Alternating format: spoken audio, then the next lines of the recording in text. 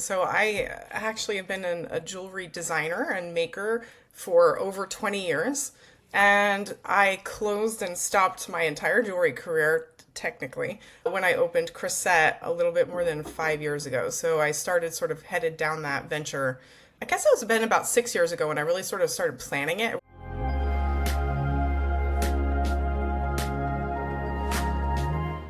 Hey everyone, welcome back to Bucks Co Living. Today, I have a friend of mine, and this is something that I think you definitely need to turn into. This is Jessica's story. Jess is owner of Krysset in Yardley, bro. It's a shop that you need to stop in. I stop in all the time.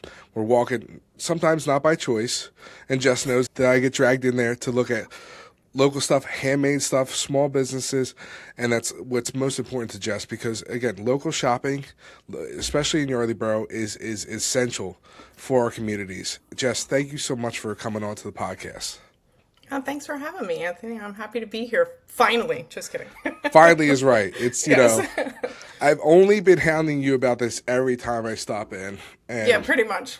and it's, I like to, I think your story needs to be told. And again, I think that small businesses need to survive, and especially in this day and age. And I think that what you have in your collection, and I could say a collection, is unique, and it speaks to the charm of Yardley. And obviously, I love the coasters, and we definitely have to. Kelly wants me to come in and grab the new pillows that were dropped in. But how did this all come about? Well, it was a little bit of a long making. So I actually have been a jewelry designer and maker for over 20 years. And I closed and stopped my entire jewelry career, technically, when I opened Krysset a little bit more than 5 years ago. So I started sort of headed down that venture. I guess it was been about 6 years ago when I really sort of started planning it. It was like actually during the pandemic. And I had decided I wanted to change. I didn't want to do jewelry making anymore. I was in the sort of business coaching space as well at that time, where I was working for a company where I helped other jewelry designers grow and scale their businesses. Because, and as you know, that business isn't always logical, and even selling a product, it seems like very easy. I make a thing, I want to sell a thing, I could grow a business with that. So, but a lot of people need help with that kind of stuff, and creative people especially. So I had been in that space specifically for a bit, in addition to having a fine line of jewelry and doing custom engagement rings and custom redesigns and wedding bands and things like that. So I kind of pivoted at that point and wanted to start working with handcrafted, creative based businesses, people who were producing things, making things in a different way. Because I sort of fell in love with the whole, I don't know, the passion of people who were making stuff. And I had done it for so long. So, of course, I had been passionate about my own stuff. But something about the just seeing behind the curtain of so many people's businesses really ticked like another box for me. And I was like, okay, I'm ready to move into a different type of space. And that's when I started planning Krysset. So, and of course, when I actually left that job and closed the rest of my jewelry business down, I didn't know how long the pandemic was going to last. So it was sort of like a swing, and it wasn't a miss, but it was a swing with like not really knowing what's going on. So then I started, kind of developing what Krysset would be. And we had a couple different iterations before we landed on doing a retail shop. When I say we, I really do mean I, because I have a team now, but it was just me at that point in time. So It was you and all the different hats that you wore. yes, That's what yes. it is. It's the collective we of like the person running the business, also the person like doing the logos and being the janitor and doing the buying. So it's all the hats. That's amazing. You were born into a creative life. What Yep. was the moment as a young age that said, okay, jewelry, artistic value in everything, and then how did that evolve? Well, when I was a kid, my mom had this craft room, like when I guess it might have been like kindergarten-ish. Trying to remember what age we moved into that house, but she had a craft room in the basement. And the way the house was positioned, it was really neat. It was kind of on the side of a hill, and the basement was like a walkout basement that actually had beautiful light and all this stuff. And I remember sitting down there when I was really little, and she had like crepe paper. We used to make these little angels and paint the angels, and then there were like dried flowers. And I just have this really fond memory of sitting down there and doing whatever creative thing came to my mind, and like I'd be painting on paper plates, or I would be making the angels with my mom. My mom did wreaths and like with the dried flowers, and that's kind of the beginning of my memory of being creative. And then always sort of gravitating towards creative things. Like I did, art camp when I was a kid, and my mom got me watercolor classes, and then I pretty much just took every art class I could growing up, and my parents were really encouraging of that. And they also took us to, they weren't so much like as much museum art type people, but they were definitely more sort of like handcrafted gallery and like small shops, a lot like Krysset kind of people when we used to vacation and stuff. So we would go to the Outer Banks in North Carolina, and they would take us to these beautiful stores that had everything from paintings to glassware and hand blown stuff and jewelry and woodworking and greeting cards and things like that. They'd take us to Frenchtown, Flemington back in the day, and Lambertville and New Hope kind of growing up. And that's kind of where I think I got the original bug. And my parents would always say, well, you could make something like this and sell it. Which, like, as somebody who's actually built a career on that, is like maybe not really the right angle. Like, you don't always want to encourage your kids to just copy somebody else's stuff. But now as an adult, like, it was a very encouraging environment, to kind of grow up in. That's how I started, and then ended up in high school and going to college also for art as well too. I mean, most parents wouldn't, push their kids as much, to, in that artistic lifestyle. Like, go, get a job, go get a 9 to 5, go get a 401k, Yeah. When yeah. Well, I was say, just thinking of that, I have a very specific memory of when I was applying to colleges, or maybe a little bit before. I might have been in high school. And I just remember having a conversation with my dad, and he had gone to business school. And so he was a sales rep his whole life. And actually, it was a great life because he got to stay, like, work from home most of the time before that was a thing. So really, unless he was traveling, he was working from home, which was really good, for a family life and all that kind of stuff. And, being able to do cool things like, he had a farm when they lived in Hunterdon County, New Jersey, and used to go mow the lawn sometimes in the middle of the day. Like, you don't get to do that if you have to go to an office, So there were some amazing things about that. But I remember having a conversation with him where he specifically kind of talked about regretting going into business school.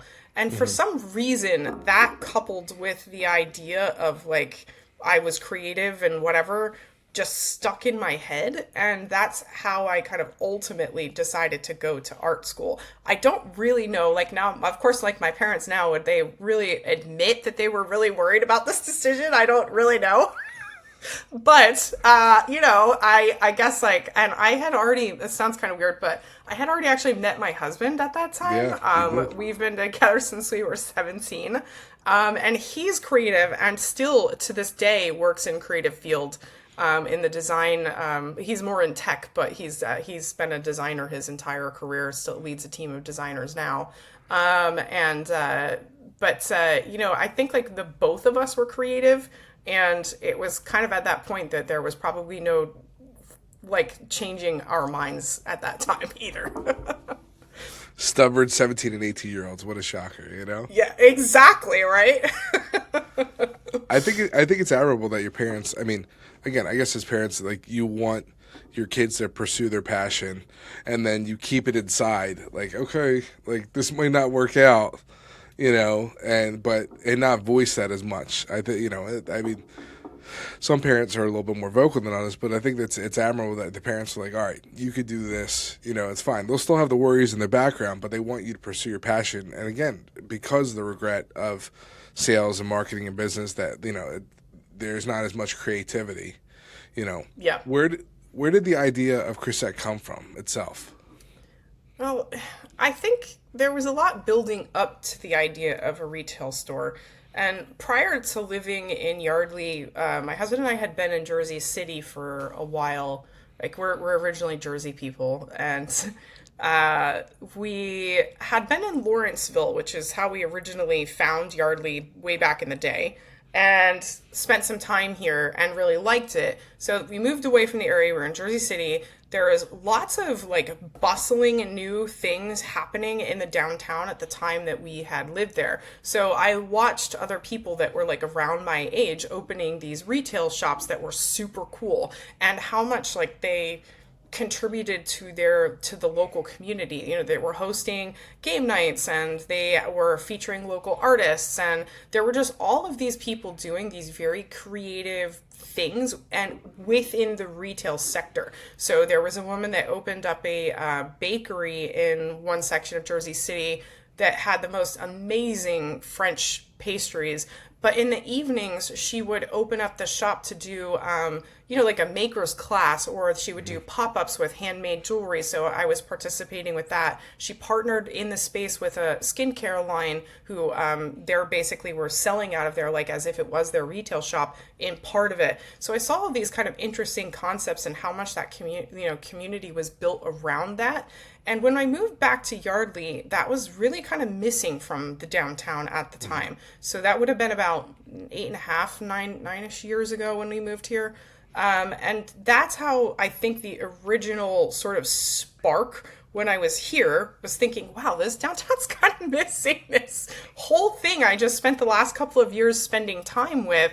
And then a couple of things happened over the pandemic that sort of led me to that. I was sort of like kind of ready to be done with my jewelry making days. I was ready to kind of say goodbye to my coaching stuff that I was doing in the jewelry space as well.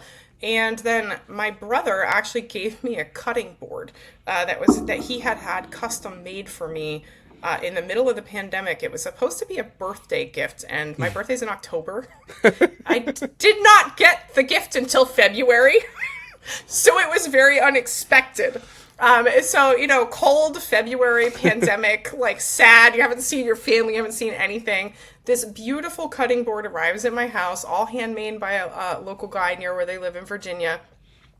And it arrives at my house, and I open this thing, and there's a card, and I'm just like bawling, and I still have this cutting board, and I don't know why that little thing was like this spark in my head of all the stuff before wrapping into this new package of saying, well, maybe I'd like to be able to give this same gift of connection through gifting, through handcrafted, through something that's going to carry with you through your lifetime to other people. And that was kind of the very original, like, okay, this is something I'm interested in. That's awesome. Where did Krysset come from? The name itself. So it's a Norwegian word, actually. It means intersection junction. X marks the spot, or like meet me at the Krysset, the crossing in town. Oh, I like that. Yeah, and I chose it because it is the concept of people, places, and things coming together. And I liked the idea of that because I really was focused on the idea of gifting as a way to connect with people, and also having handcrafted things in your house that become pieces that you gravitate towards over time, that maybe you give to your children in the future, or they remind you of something. I always feel that that's like a connection point. It's a deeper place to exist when your house is filled with things that you actually care about, that define who you are as a person and enrich your life in that way. So, and I thought Krysset was a really good way to wrap all of that in like one name. Now, we get different pronunciations of it sometimes, but we try to, when people come in the store, we try to welcome them and say, welcome to Krysset, so that we don't get other strange pronunciations of it. But, all right, let's set the record straight right now for YouTube, for everyone, for the Norwegian friends that, you have. How do you say it? Krysset. Krysset. Okay, in Norwegian, It is not said like that. How is it said? I believe it's Krisa. Like it's got an Krysset. and a rolly R in it. So, Oh, and it's not said like that. And I checked with one of my Norwegian friends before I actually did it and was like, does this like, what is the meaning behind this? What is the everything? Because it's also a Swedish word that means like soccer match or something like that. But we're just going to go with the Norwegian version of it. So, well, next time I stop in, I'm gonna try it. So, Krysset. Okay. Well, yes. the pandemic was a lot of things. I mean, a lot of ideas, and I had the idea for the podcast, but I didn't pursue it like that. I guess not that I was scared, but like you're opening your own store during the pandemic. I mean, like the guts you had. What was that conversation like with your husband? What was that conversation like with yourself? And that like I got to go for it. You know, I this is going to sound like not a little morbid, but if you've spent any time on social media and you follow a lot of local businesses, you will see a lot of like I call it pity marketing.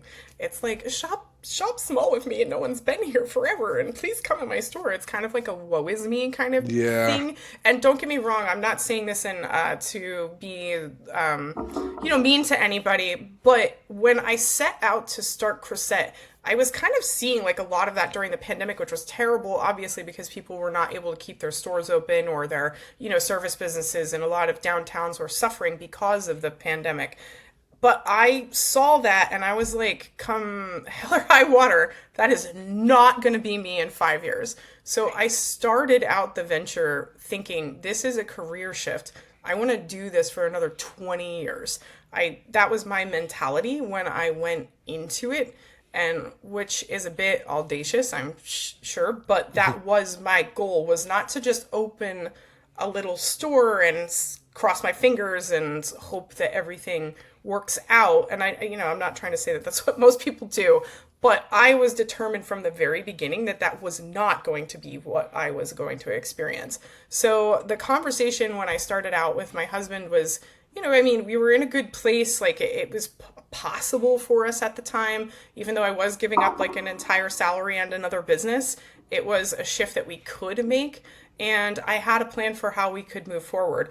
And it's funny because I think I actually I started out in a tiny, tiny little space. It was like 350 square feet. So it was really small. My rent was not a lot, but that doesn't mean like everything adds up. Like, my goodness, by the time you've bought all your, the tables and the whatever, it's like a lot of cash, like in addition to your products. But I was like, well, we can do this and it's not going to be like, if something happens, maybe it's more of a blip, I guess, than anything else, which we're fortunate to be in that situation. But I was really determined that this was just like one step for a long haul. And that's how I looked at it, one foot in front of the other until it got better and better and better. So That's awesome. Yeah, no, we've seen those people. I just saw it this weekend, like someone, taking a video of their empty store or their empty restaurant, like no one's here. I'm like, it's, that's not the way to do it. You're very genuine when coming into your store. And, I've seen it firsthand where people walk in and walk right out. Or people will come in and spend 3 hours talking to you. And that's usually me. But like the fact of the matter is, but like you've been consistent the whole time. If it's not the store for them, fine. It's not a big deal. You're not woe is me. You're always welcoming in the store, and you're always helpful. If someone needs a specific item or looking for something, or that you can get it. Was it harder that what you expected in the beginning, opening the store? a little bit, yeah. It was that time. It's kind of funny because that time in our life, looking back, was actually the hardest 2 years of our life, like, ever, by a wide margin. And it wasn't actually because of Krysset. It was just because of some personal things that were going on in our life, that it was just like we could not, my husband's name is Tom, and Tom and I could not get out of this I don't know. Like, I really want to say a bad word, but I won't Say say it. it. This is you can say here. Okay. It really was just like 2 years. It was just like a shitstorm. I don't know what Yeah. else to say. Yeah. That's as like honest as I can be. And I was very fortunate at the time to have a friend who was in between really kind of knowing what he wanted to do with his life and had decided during the pandemic him and his wife are both part of this, like, I'm not doing this anymore, like, and they quit their jobs. So I was able to kind of roll him into Krysset to just and threw him in there, and he was kind of just handling whatever he could while I was trying to handle things going on at home. um and there was like about a solid year and a half of that, and like 6 months of like, sort of coming off of that.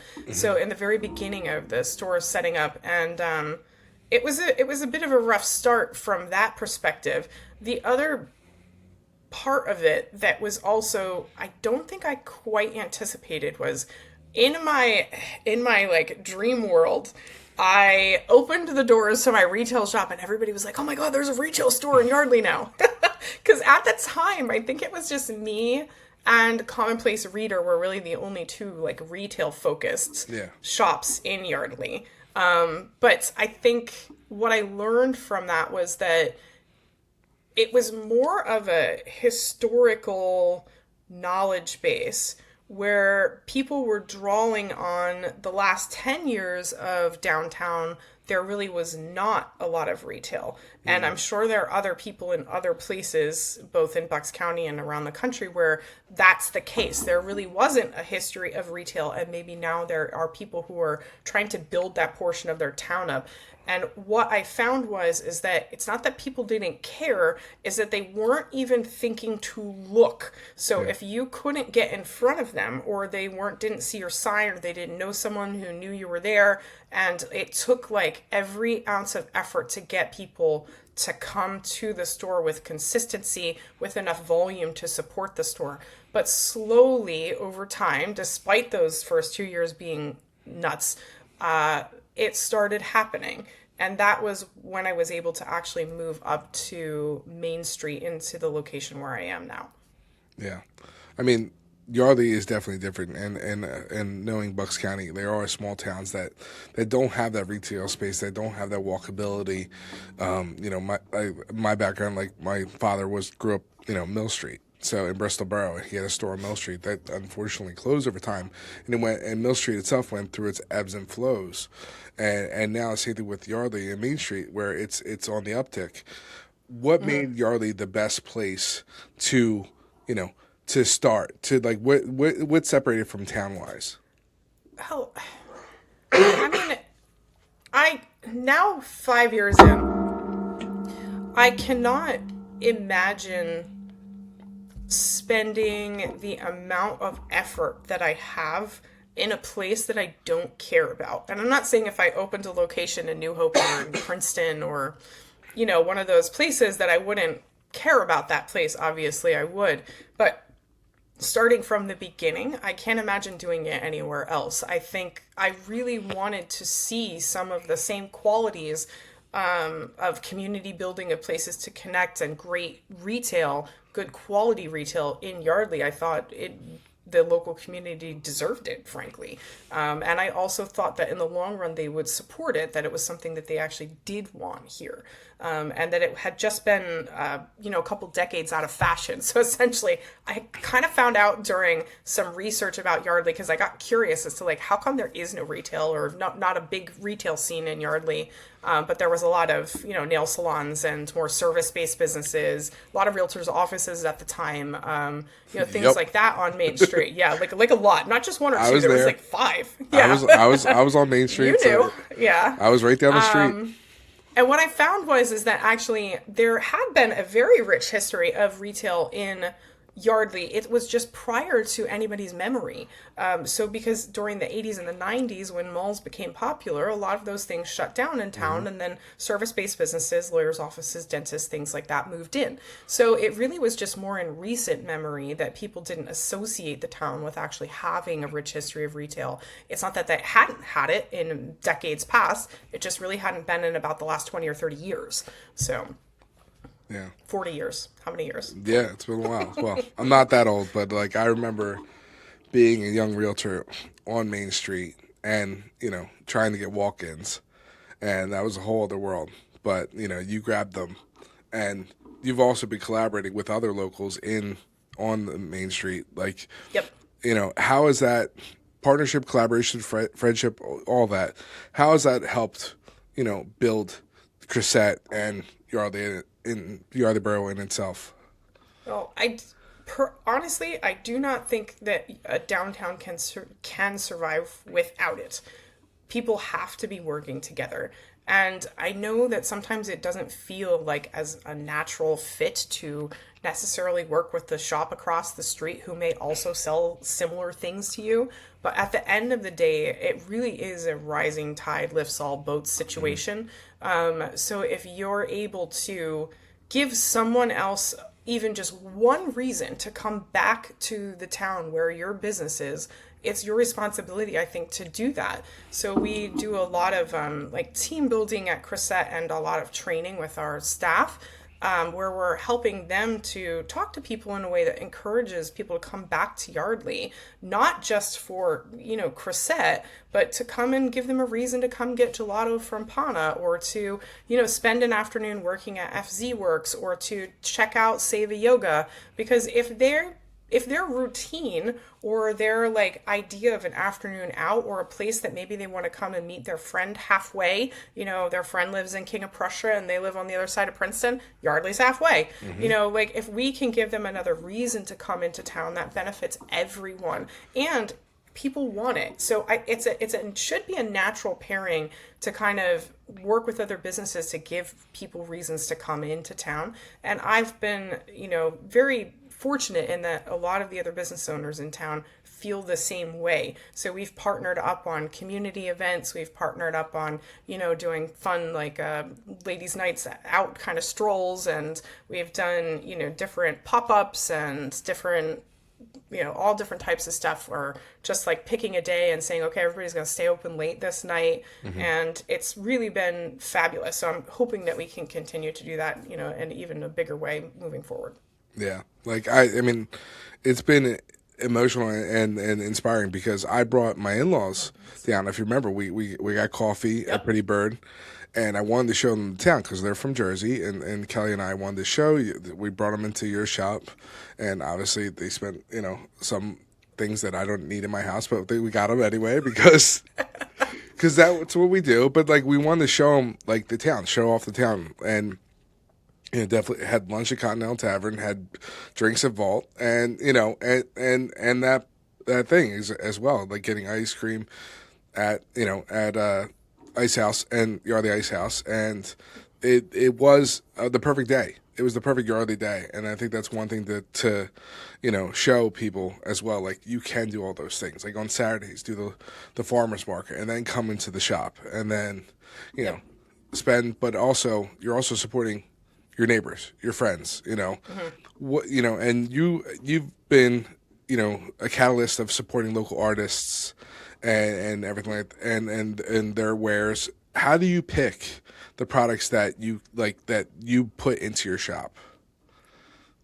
With painstakingly, to be honest. Yeah. Maybe a little bit overthinking. But you overthink? No, not at all. I'm not detail all. oriented. I didn't spend half my life looking at stuff that was like, exactly. 1 millimeter big. So I really look for things that I feel that people can connect with in some way, shape, or form, and that are also unique and well made. Those things don't always go together. So sometimes you can have something that is well made, but it's really kind of just like, well, I could go to Target and kind of get something that looks like that. It can go the other way around. Something could be unique, but it's also not well made. So I'm always kind of painstakingly looking through things, and I love to be surprised too. So sometimes I will pick things that I'm just like, oh, I never thought of this idea and I love what this person did with the design or the colors or the, whatever it is. So, and over time, I've also learned to be a better buyer. So I'm curating literally every single thing that comes into the store. It doesn't matter whether it's a piece of candy or whether it's a $300 necklace. It's like everything in between. I'm the one that decides that this is coming into my shop, and I want it to be a good representative of what I feel Krysset truly is at its heart, and that our people are really going to love it.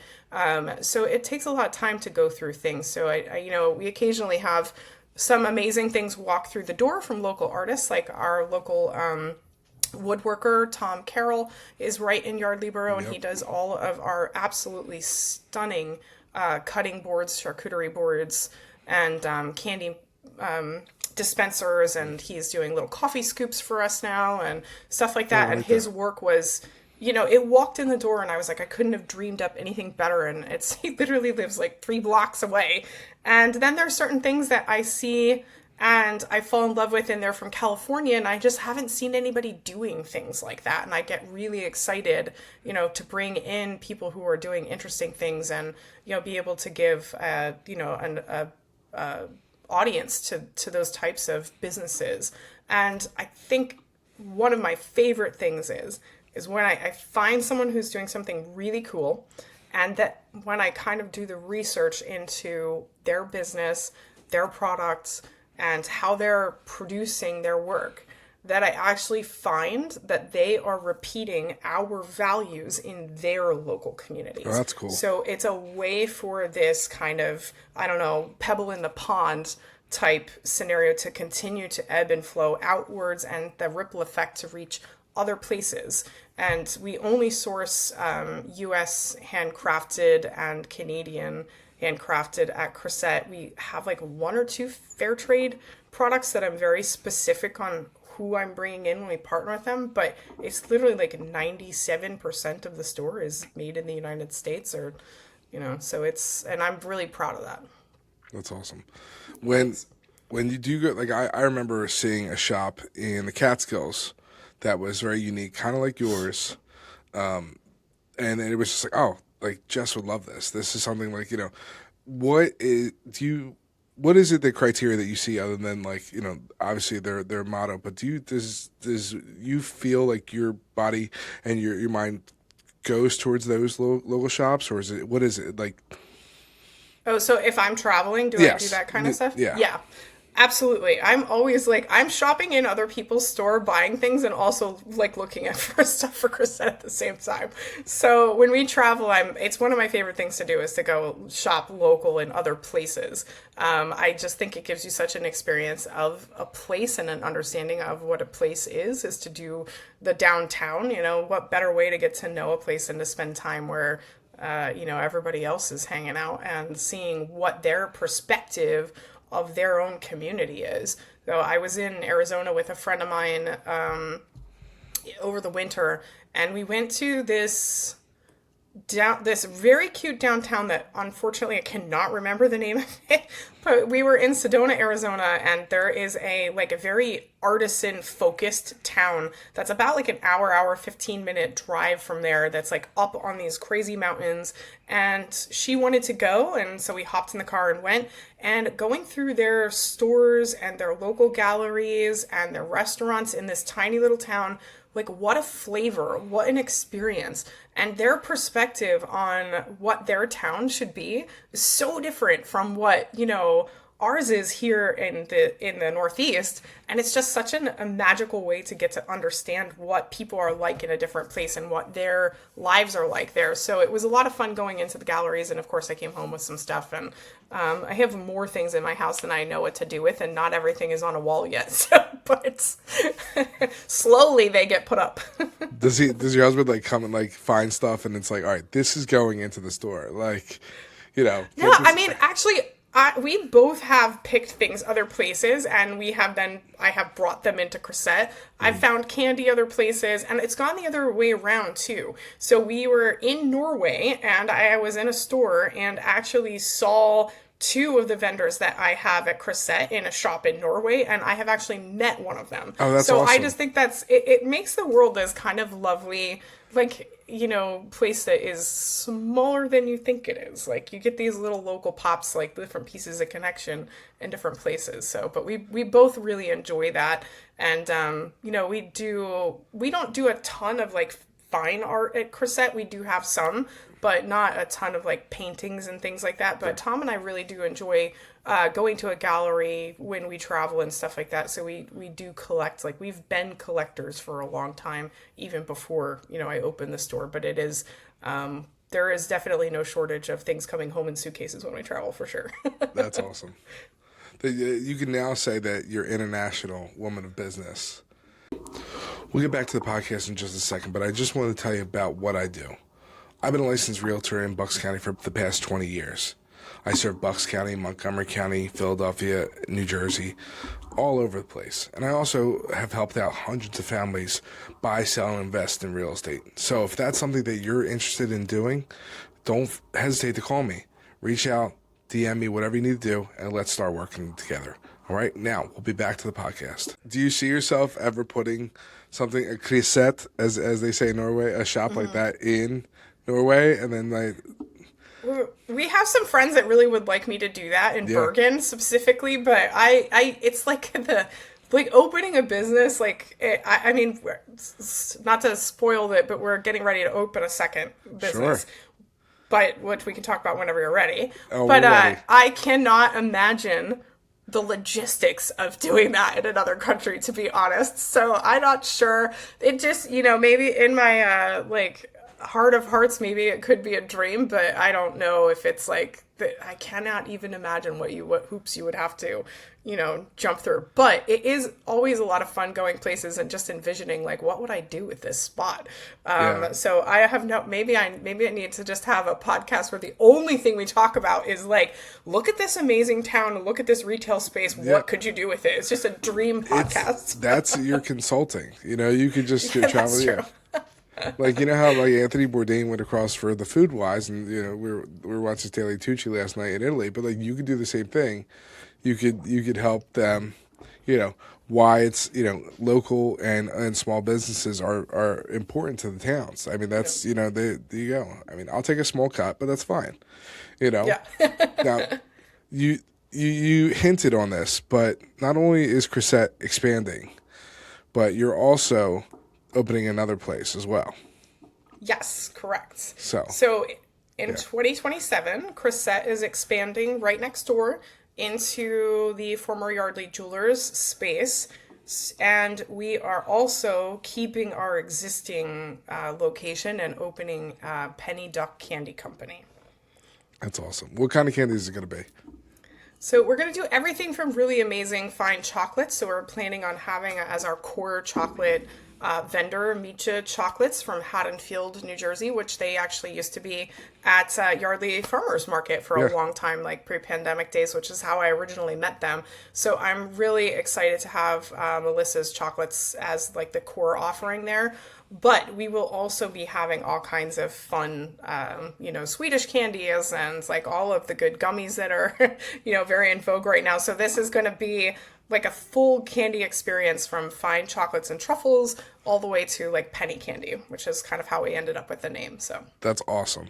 Now, as long as you're going to serve them on, obviously, your Krysset like plates and stuff like that. So yes, as long as you they'll don't all have very fine truffle plates. That's going to be the fanciest ones. Now, me personally, as long as you don't try like the newest thing, it's like the Fuego gummies. Those things are nasty as hell. Like, are they spicy? Yeah. Well, you never know. People like pickle gummies, apparently. Yeah, so. My son pranked me with one, and it was like, and I'm like, this stuff is nasty,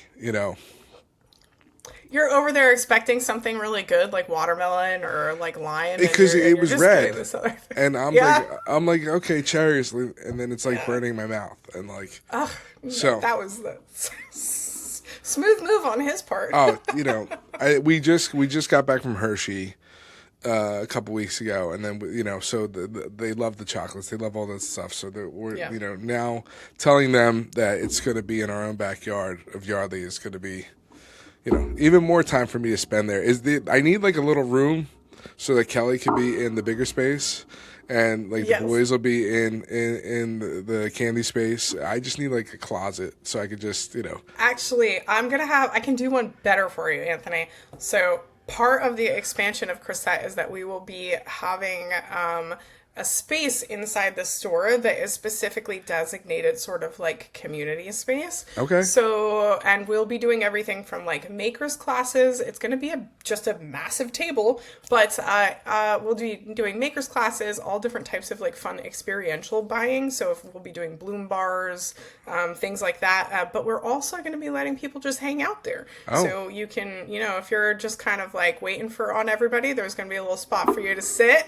And if you also want to rent it out for like a book club or something, we're going to have some open that'd be free awesome. space time too. So people can, just sign up. We're still working on a system because it takes a lot of time to figure out how to coordinate something like that. But I really wanted the new expansion of Krysset to continue this our values of creating connection in our community, and what better way than having a space that we can invite people in for different reasons, not just for retail, but for, different types of experiences, whether it's you want to sign up and have your book club meet at Krysset for free, or, you're booking it to have like a little, meeting, or maybe we're going to do some makers classes and learn to do something and meet new people. And, but it's going to be part of the new experience there. So there you go. You're going to have a spot. We're filming the podcast there. So it's not in my office and like, this sheet hanging up. Yeah, no, that would be great. I had a Shara Shapiro who has artworked. She has the spaces, and she does a book club there, the Bucks County Readers there. Maybe that's another location for you. And then I also had Amanda O'Connor with OC Media. She does her own Doylestown book club. So, and then maybe you and Commonplace Reader could just do, instead of on the porch, when it's not like in the Rainy winter day time. book clubs. Yeah, exactly. No, I mean, like I'll be there. Like, no, actually Kelly's the reader. I'll be there if you have like a dungeon crawler, Carl. That's about it for reading wise tonight. So maybe we need to do game nights or something like that too. That'd be a lot of fun. There's so many. It sounds kind of crazy because literally the concept is just a table. But I think the way you can bring people together over a space like that is amazing. There's so many things you can do. And it's a great way to invite the community to do something different, experience retail in a different way. So that's fun. Yeah, I mean, like you could do even like a Dungeon and Dragons thing for like the kids and stuff like that. I don't know. So it's something. Yeah. Or like, you do Quizzo at Yardley General, so you could do all this stuff. So you have all these businesses. You have all this stuff. You also have construction going on in your house. How do you relax? How do you like decompress from all this?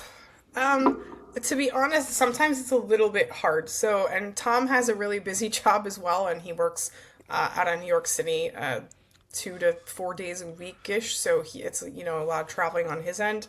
I think it's actually a bit of a struggle point for both of us at the moment, is relaxing. But I will say I'm very fortunate. I have a business coach.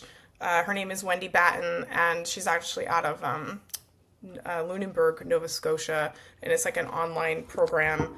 And I'm part of her mastermind group, and Wendy keeps me grounded and focused and helps me to make sure that I'm not just, pedal to the metal 24/7, because I have gone through periods like that, and it ends up where you're just basically functioning in like stress, anxiety, and overwhelm, and bringing that into like a workspace, especially like leading a team and getting ready to do all this kind of stuff, is not a good idea. So a lot of planning to make sure that we're hitting marks, like both for the store itself, for our upcoming holiday season, making sure we're ready for that, making sure the team is trained, making sure we have like construction dates, and making sure I'm asking for help. So I think that's been a big one the last year and a half or so, is just making sure that when I need help and when I need to outsource and stuff, that I'm not just saying like, oh, Jess can do that. Because like at the end of the day, I really need to be like instructing on what to do, not the physical doer of most of the Delegating, stuff. So definitely a lot of delegating. And one of her favorite sayings is that I've been adopting and oftentimes remind Tom of is do, defer, delegate, delete. Okay. I like that. So yeah, but we are getting ready to go to Cape Cod at the end of the week with my sister and her family.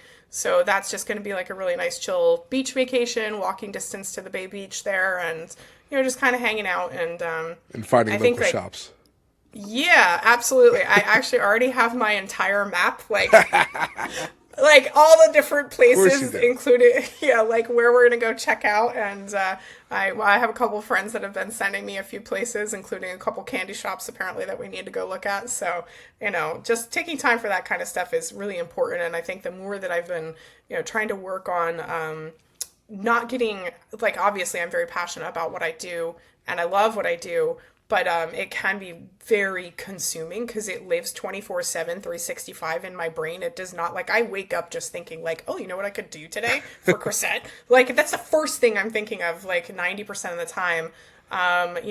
It's working on those things and making sure that I'm putting some of my life first and scheduling some time off and making sure to schedule that half an hour to go for a walk and things like that. Like, it's literally in my calendar because otherwise it's just like, there's just always something else to be done. So Jess, pencil time in to breathe. Like, that's yes. what it's like, what is, you've owned the business for a while now and it's such a testament to you, but what have you learned from owning the business and what have you learned from the customers that have come into the business?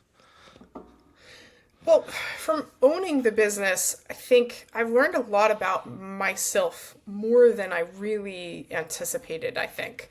I feel that I've become more confident in my abilities, that I have more bandwidth than I actually thought that I did. I have more ability to lead than I thought that I did. I have more capacity to grow than I thought that I did. So it's really kind of pushed me personally in a lot of ways.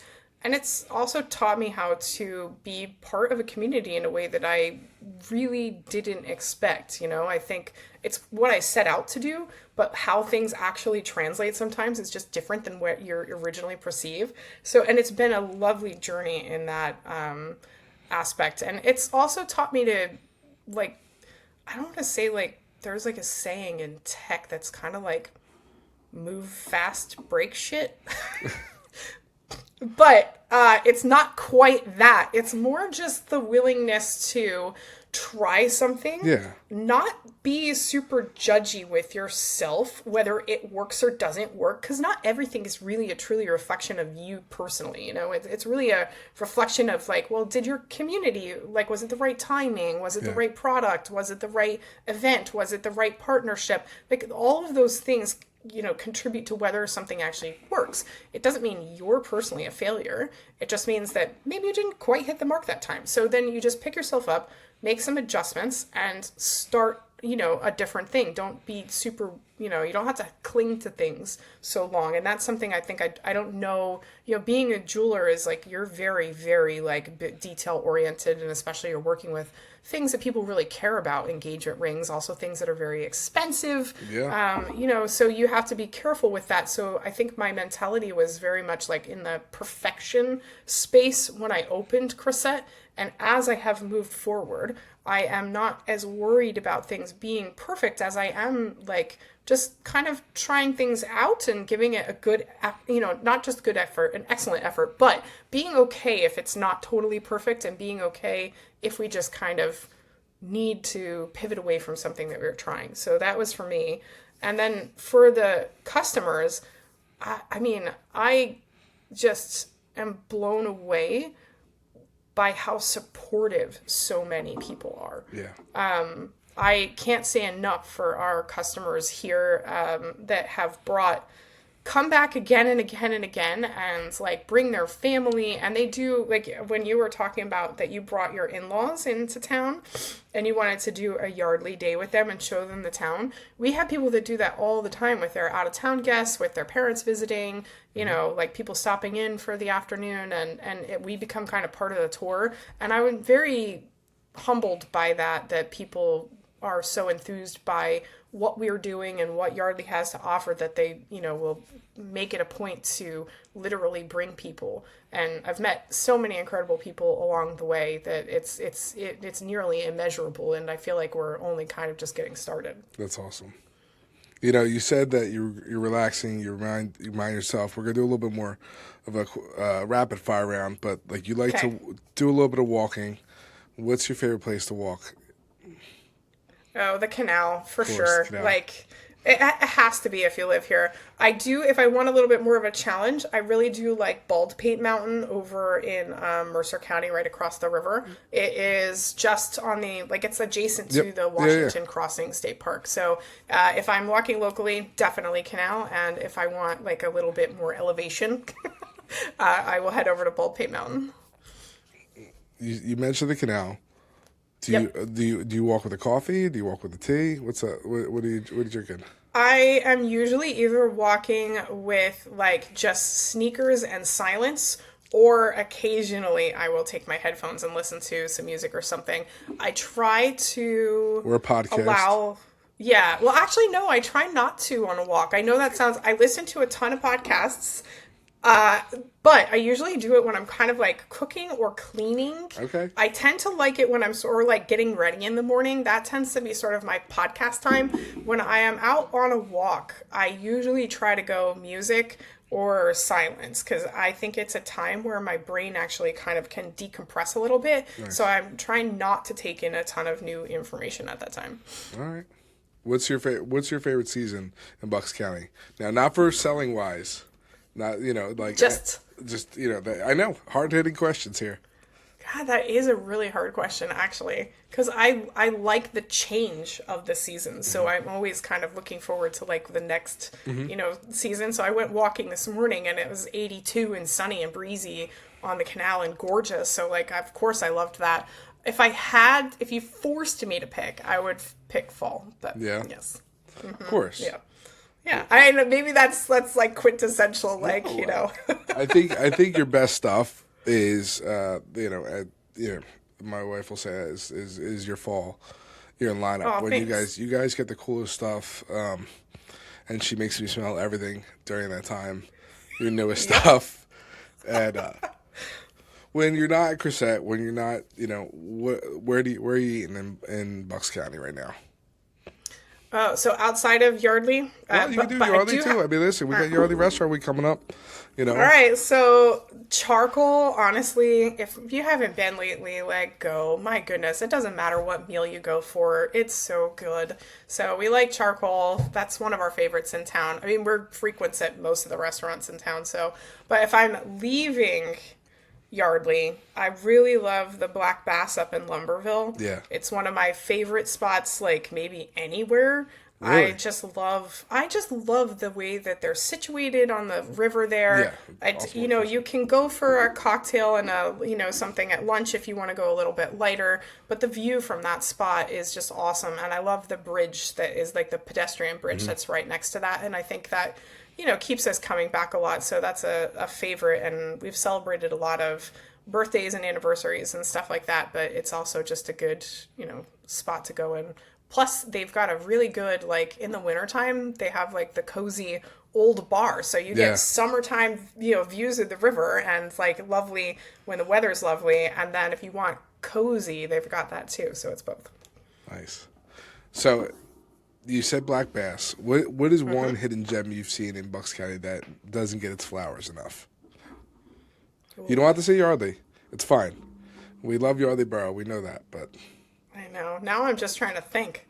They didn't have one teed up for this one. Listen. Hold on a second. This is what we do. Okay, maybe this isn't as much of a place, but a thing It doesn't have to be a place. It could be... Okay. Go for a drive. My goodness. Yep. Go north on 32 and hang a left and get lost. Bucks County has... You're a Jersey girl because you said by you didn't say that, you said the route like 32, like the Jersey girls will say like the actual number. Yeah. River Road, go up River Road, hang a left. Yeah. So I think this was something that Tom and I actually used to do when we were kids. I mean, technically, right? So when Yeah, we your were kids. young. It's fine. And so his parents live up in Frenchtown. Okay. And we would hop the bridge in the car and go hightail it into Bucks County and go explore, Upper Black Eddy, like any place that we could go driving. Yeah. And that is still something that we really like to do today. There are so many beautiful back roads in Bucks County. It is a place that you can just go and drive and get lost and find little holes in the wall and find cute little towns. And, you just never really know. Like we had not been up,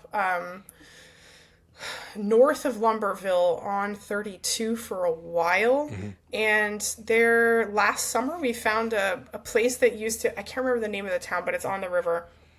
We found a place that used to be an old fire station that they turned into a barbecue joint and a restaurant. wow. That they have the massive doors that open in the front. Yeah. Like, like the old, like the garage doors, and they built like this bar in the front of it, and it's right in the, sitting right on the river there, and it's like, it's really such a cute spot. And if we hadn't just been out just wandering around that day, we would have never found that, because I don't know if I would have ever looked, So there's always something new to explore. I would say, is that like Point Pleasant area around there? Yeah, I think it is. It's like right in the Point Pleasant area. Boo's Firehouse Tavern, I think it is. That's it. Yeah. I wanted Cool to double spot. check. I think that was it. Yeah.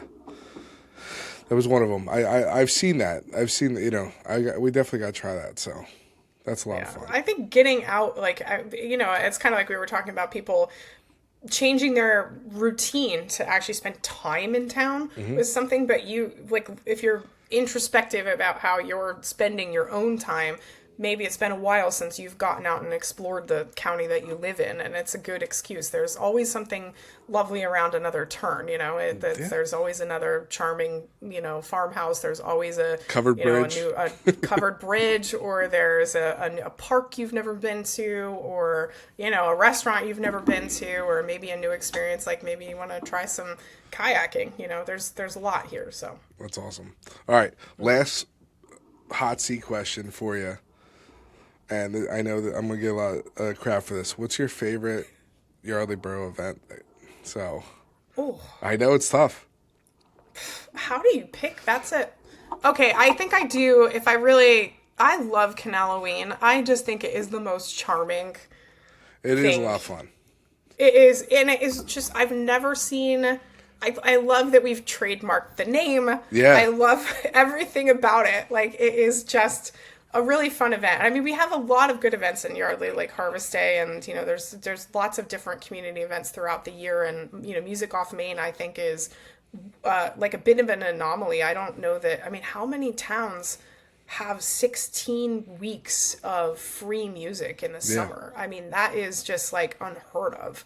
So, I mean, obviously that's like something to go to regardless, but I love Canaloween, and like, again, because I when you forced me to it, I had to say fall for my favorite Of course season. you did. So, well, we knew that was, so. I think everyone knew that about you. So if they know you, the funny thing, I don't know if you ever do this. So like when we went to Canaloween, when we just got the dogs, Scout got loose at Canaloween. Oh no. And it was the dumbest thing in the world. We, if you guys don't know, Canaloween, it's a big thing during the canal. They light up all the different pumpkins. A lot of businesses support it, and you can walk the canal. It's just eerie, but it's awesome. It's crisp. You get a hot chocolate. It's a lot of fun. But we got the dogs. They were puppies, and Scout got off the leash, the black one, and the boys and Kelly ran after him like dumbasses, excuse my language. They ran after, oh my God. And it was, I was dumb of me to bring, Scout to Canaloween. But then they all ran off in the middle of the dark, because it's very dark when you go to Canaloween. It's not lit up. You want to enjoy the canal, the ambiance, and that's what the jack-o'-lanterns do. But then she ended up right back here next to me. And they're running off. And I'm like, had to grab her, and I had Atticus. So she's with you, and they ran? They ran off. We couldn't see her. She's a black dog, and you couldn't see her thing. But since then, Canaloween's been like a staple. We have to go, because it's just the funniest thing too. Because now, should we bring the dogs? Nope. Do not bring your dogs. Just go and enjoy it, and try not to count all the pumpkins, because I tried that, and then I was wrong. No, there's way too many, Yeah. pumpkins to count. It goes on for way too long. Last year was so funny because it's like pumpkin carving goes through trends. Yeah. Like some people, there's a lot of Frankenstein one year or whatever. Last year I was walking it with a friend of mine, and every other pumpkin that like the younger or like middle school age kids had carved was that 6, 7. 6, 7. I know. Like, It's hilarious. yeah. I mean, every time, and I did it, and they were like, my boys were like, all right, Dad, stop. It's done. But yeah, it was definitely a trend, and I think we're gonna leave that into 2025. No Yes. more for 2026. Oh my It's gonna be a new trend, but you should do you should do a Krysset one, like do that. Yeah, actually, we do. I've walked Canal and Ween a bunch, and I've gone to the opening, but I don't think that we've actually carved a pumpkin for it. You know what? In the new space in February, like for next year, for 2027, they should have some pumpkin carving in the back, and and the cleanup will be fun. We could do it, or at minimum, we should do a team one. Yeah, exactly, something like that. So, Jess, thank you so much for coming on today. This was a lot of fun, and I'm so sorry that I bombarded you and asked you so many times to come on. But the importance of small businesses, the importance of Krysset in Yardley Borough has been something I've always felt, and I hope that other people see that as well. How can they get in touch with you if they're not from Yardley? Can they go online? What can they do? Yep. So you can find us on all of the socials, and we have a full e-commerce site that ships anywhere in the United States or Canada. So if you're looking on Instagram, we're Krysset_shop. We are Facebook.com/Krysset_shop. And we are www.krysset.shop online. So you can find us all those places. I just signed up. I realized that, like, I've been on your site a couple times, and I just signed up for the VIP. So the little bubble popped up. So I just signed up for that, and I think that's important. So this way, when I need a gift, hopefully I'll get it in my email. I'll be like, you know what? I gotta stop. I gotta shop local. I gotta stop at Krysset's, and I hope you guys go out, check out the shop. Tell Jess that you heard it on the podcast, because then she'll actually listen to them. And no, Jess and I would like it's been a lot of fun, and I can't wait to see what comes up next for you. I wish you immense success in the future, and thank you so much for coming. And guys, if you want to listen to more episodes on Bucks Co-Living, make sure you like and subscribe. Make sure you don't miss any episode. This is a lot about benefiting local communities, local charities, local people, and what makes Bucks County what it is today. Jess, thank you again for coming on. Yeah, thanks for having me, Anthony. I really appreciate it. It was a great conversation. Thanks. I'll see you.